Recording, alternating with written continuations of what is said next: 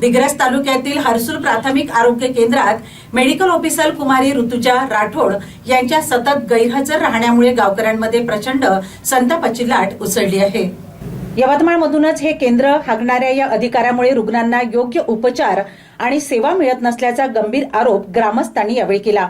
स्थानिक नागरिकांनी तात्काळ निलंबनाची जोरदार मागणी करीत प्रशासनाकडे तक्रार नोंदविली असून तालुका आरोग्य अधिकारी आशिष पवार यांनी कारवाईचा अहवाल वरिष्ठ कार्यालयाकडे पाठविला, अशी माहिती तालुका आरोग्य अधिकारी आशिष पवार यांनी दिली आहे।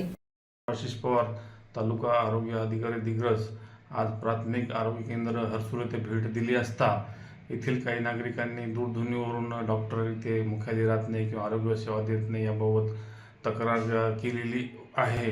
त्यानिमित्त आज प्राथमिक आरोग्य केंद्रात आलो असता इथे वैद्यकीय अधिकारी गैरहजर आहेत, इथे बाकी इतर कर्मचारी इथे सगळे हजर आहेत। नागरिकांना सुरळीत आरोग्य सेवा देणे हे आमचं आद्य कर्तव्य आहे।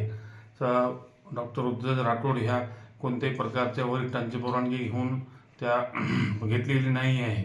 त्यांना आपण सतत गैरहजर असल्यामुळे त्यांना शोकॉज नोटीस सुद्धा इश्यू केलेली आहे आणि हे जे गैरहजर काळातलं आपण त्यांचं वेतन सुद्धा काढण्यात येणार नाही आणि वरिष्ठांना याबाबत आपण अवगत केलेली आहे। सध्या स्थितीत एकच वैद्यकीय अधिकारी इथे आहेत, दुसरं पद भरण्याबाबत आपण वरिष्ठांना कळवलेलं आहे।